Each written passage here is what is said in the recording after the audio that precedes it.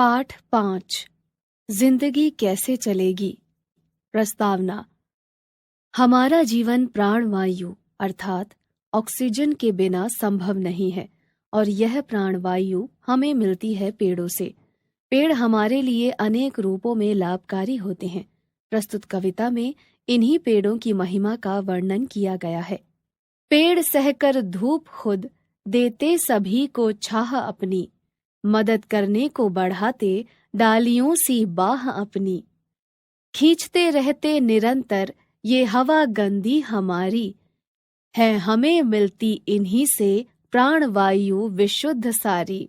सींचते धरती हमारी, बादलों को भी बुलाते, जल बरसता खेत उपवन, वन सभी हैं लहलहाते। जाएं उनको काटने ही तो मिलेगी छाह कैसे, मदद करने बढ़ेगी डालियों की बाह कैसे। और लेते सांस फिर प्राणवायु कहाँ मिलेगी, प्राणवायु नहीं मिली तो जिंदगी कैसे चलेगी। द्वारिका प्रसाद माहेश्वरी। हमने क्या सीखा? पेड़ हमारे जीवन के लिए बहुत आवश्यक हैं, अतः हमें सदैव इनकी रक्षा करनी चाहिए तथा अधिक से अधिक वृक्षारोपण करना चाहिए।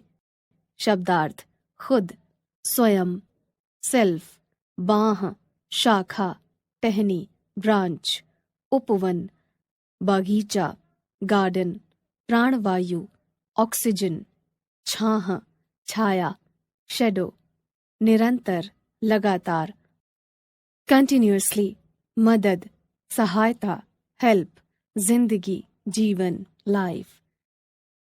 पिरामिडों के देश में विश्व प्रसिद्ध पिरामिडों और ममियों के देश मिस्र के लिए दिल्ली से हम गल्फ एयरलाइंस की उड़ान से रवाना हुए।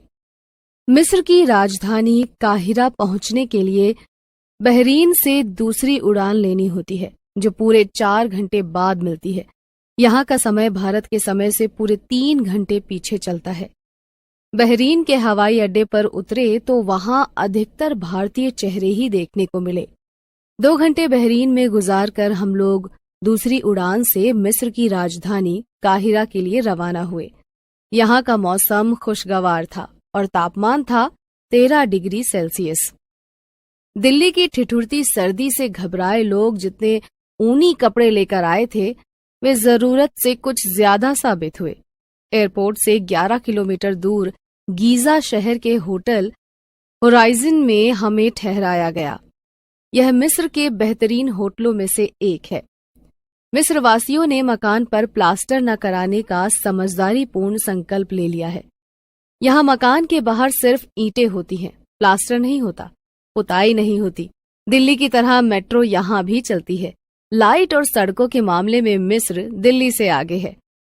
पिरामिड और ममियों वाले इस देश की राजधानी काहिरा में एक ग्रेव सिटी भी है, यानी कि कब्रों का शहर, जहाँ सिर्फ मुर्दे आराम फरमाते हैं। इनकी कब्रें मकानों की शक्ल में हैं, जिनमें खिड़की और दरवाजे तक हैं। छतों पर पानी की टंकियां भी रखी हुई हैं। इन कबरीले मकानों पर प्लास्टर ही नहीं, पुताई भी की हुई है। मुर्दों के रखरखाव का ऐसा जलवा किसी दूसरे देश को नसीब नहीं। कब्रों की ऐसी शान शौकत देखकर एक बार हर शरीफ आदमी का मन मरने को ललचा जाए तो क्या आश्चर्य। यहाँ का म्यूजियम भी ममी प्रधान संग्रहालय है। हजारों साल से सुरक्षित रखी ममियां दर्शकों को हतप्रभ करती हैं। गीजा में कुछ पिरामिड हैं, मगर असली पिरामिड जो दुनिया के 7 आश्चर्यों में सम्मिलित हैं, वे गीजा से 19 किलोमीटर दूर सकारा में बने हैं। इन पिरामिडों की तलहटी में भी शाही ताबूतों में जन्नत शाहीन बादशाहों के जिस्म आराम फरमा रहे हैं। इनमें मिस्र के सर्वाधिक चर्चित 19 वर्षीय सम्राट तूतनखामुन भी हैं। तमाम खोजों के बाद पता चला कि इतना बहादुर सम्राट सिर्फ 19 साल की उम्र में मलेरिया के कारण जिंदगी से हार गया। एक दूसरा पिरामिड है जो सम्राट जोसर के बेटे ने बनवाया था। पिता की इज्जत के कारण उसने इस पिरामिड का आकार पिता के पिरामिड से जानबूझकर छोटा रखा था। इसके साथ ही एक और सबसे छोटा पिरामिड कुछ दूरी पर बना है, टॉम्ब ऑफ लवर, यानी कि प्रेमी का मकबरा। यह 62.5 मीटर ऊंचा और 28 मीटर गहरा है। फेरो यहाँ के सम्राट की पदवी हुआ करती थी। इन्हीं में एक फेरो था एकीनातो। विश्व सुंदरी नेफरीतीती इसी फेरो की पत्नी थी।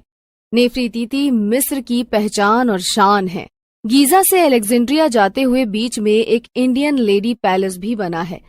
कौन थी वो भारतीय महिला, इसका पता किसी को नहीं है, पर महल पूरी आन बान शान के साथ आज भी मौजूद है। इस शहर में जब चाहे बारिश हो जाती है, इसीलिए यहाँ की सड़कें अक्सर पानी में डूबी रहती हैं। गीली तो हमेशा से ही रहती हैं। यह शहर मछली की आकृति का है, इसीलिए इसे राबूदा भी कहा जाता रहा है। राबूदा का अर्थ है मछली नुमा स्थान। इस शहर में ही बना है कैटेकॉब मकबरा। दिलचस्प बात यह है कि इस मकबरे की खोज सन 1900 में एक बंदर ने की थी।